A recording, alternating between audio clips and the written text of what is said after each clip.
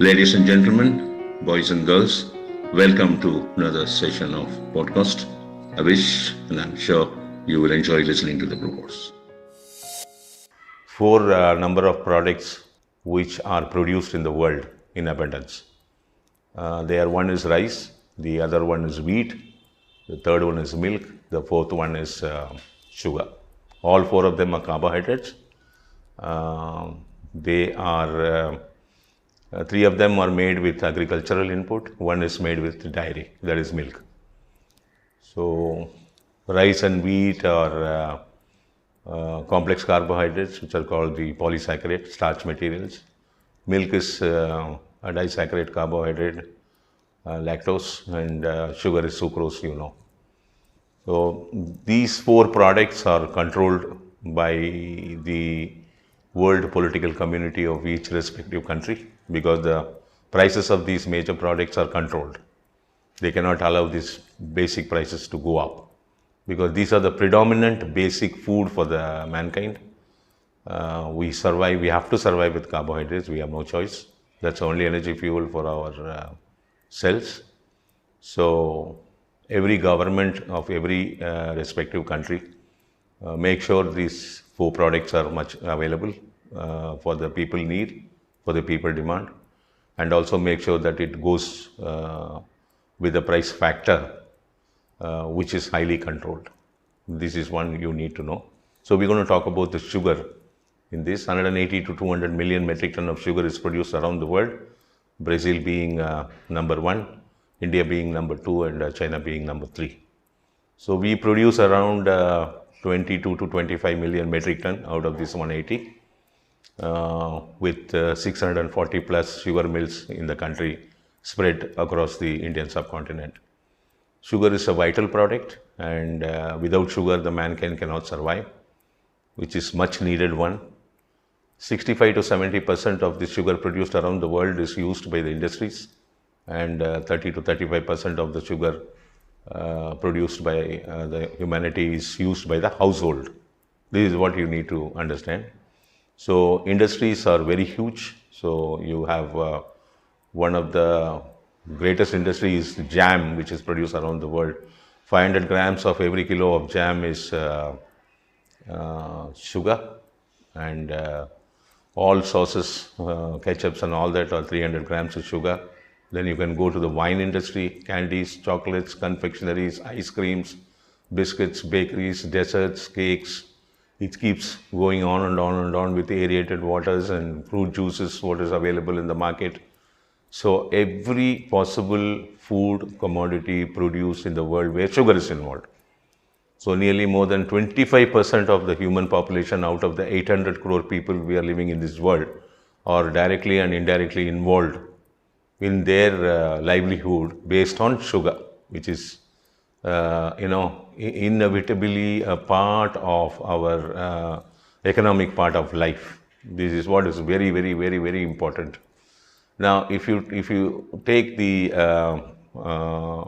agricultural community producing sugarcane and sugar beet, they also come within this 25% of the world population, and sugar is inevitable. Day in and day out, in some form or the other, every human being on a calendar day eat in some form or the other, if not direct sugar, they take sugar in some form. Even if you take bread and bun, your 3 percentage of the component is sugar.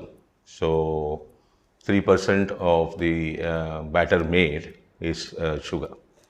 So most of the restaurants also, they use sugar and jaggery as one of their a small component in most of their dishes in India and many parts of the world, in basic Chinese food, what you get and whatnot. And biscuit industry, another huge industry where without sugar no biscuits is made.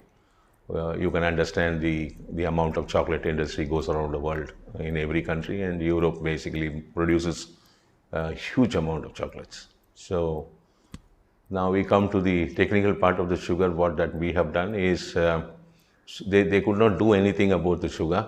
So they were the modern scientific community were helpless, not because the diabetic world was growing. So they came out with artificial sweetness somewhere in 1981, aspartame, and 85, 86, sucralose came, and then after 2009, stevia came.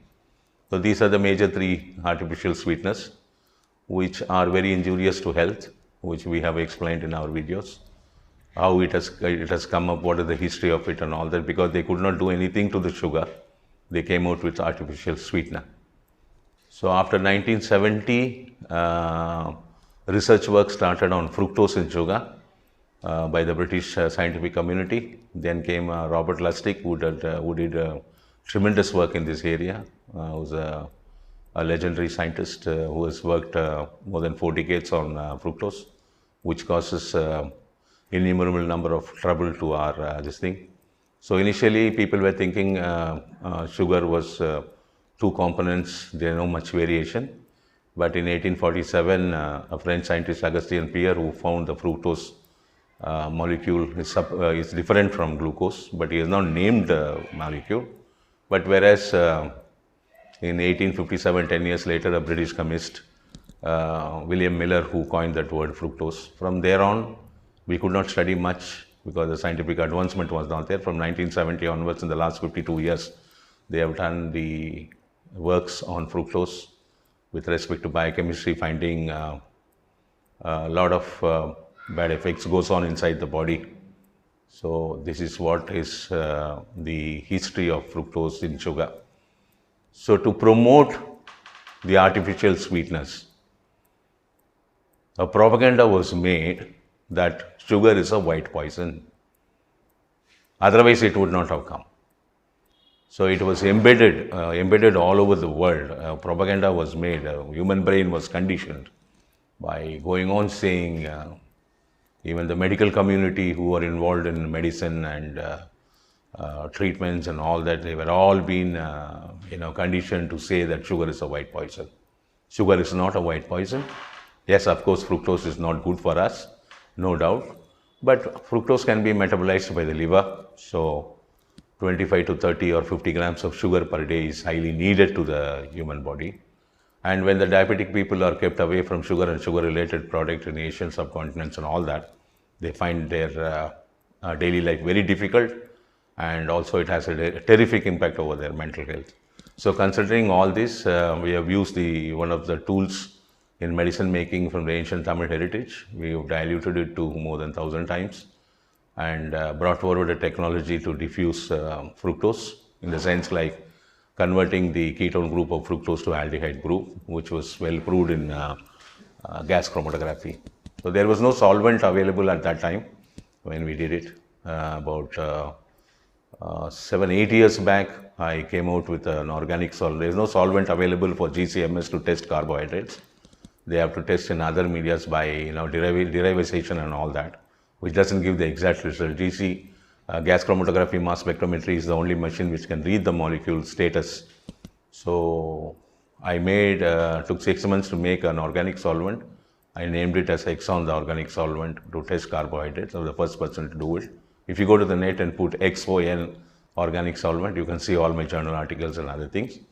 So now this sugar becomes completely a low GI product, which is tested by the Inquis lab in Canada. And it was also tested with many animal models in India. And we've been effectively marketing this in a big way. So initially I worked with, from 2011, I made this breakthrough in 2003 and worked on it till 2004. Then I worked for nearly 5 to 6 years for an industrial model to make abundance of sugar with this technology, because there's no point in devising a technology using that technology only to use few hundred or few tons, because the quantity needed because of the diabetic world is very huge. So we were to really put our heads down and work on it for an industrial model where we can make huge amount of sugar into this way. So the technology is devised in such a way that you can make abundance of sugar. Even all the 180 million metric ton sugar can be converted. The technology is devised in such a way. I joined hands with a few people in Chennai. I'm basically brought up in Chennai. So, and a company was born by the name Diabetes Consumer Product Private Limited. They were supposed to buy this technology from me. They made an agreement, but at that time I needed money. So I was struggling for money, so I wanted to sell the technology and make some money for myself to go forward with my research and other works and my livelihood and so on. But then they were not paid me properly, and the agreement got cancelled. And they were only trying to, find the other ways and means to adopt this technology by recopying it or reverse engineering it and whatnot, which I was known to me, but I couldn't do anything. They did not treat me also properly. In many ways, they have dishonored me. So still, I worked with them between 2011 to 2017. And then finally, I could not tolerate many things, so I was forced to leave the company. My technology was intact with me; it was not given to them. Then from there on, when I was there with them only, they brought in somebody and started developing a parallel technology. I don't know what it is. Without the catalyst, what we handle, they cannot do such things. And they have done it. It is their cup of tea. So they are making their own sugar now, which I don't know what it is. I don't know whether it's available in the market or not, but then their website is on. They were using my videos and other things for which for nearly 4 years after I left. So I was forced to file a case on them in the court. So they were using my name, my journal articles and so on. Then court has given order now to remove all that. Then after 2017, I joined a few of my friends in Pune, started a company called Natural Life Specialty Private Limited, and under the brand name of Sugar Life, it is widely available. Now, this feature of this sugar is very interesting. You can have 25 to 30 grams of this sugar as a diabetic person, which will keep you energetic and good. The idea is to make diabetic individuals live a life at par with normal individuals. All kinds of sweets can be made at home by this sugar, and diabetic individuals can feel free to have it. Too good for normal people, fantastic. Too good for children, and too good for juvenile diabetic, whatnot. And you can see when you eat a spoon of sugar, your sweet taste will linger around your tongue and the throat for quite some time.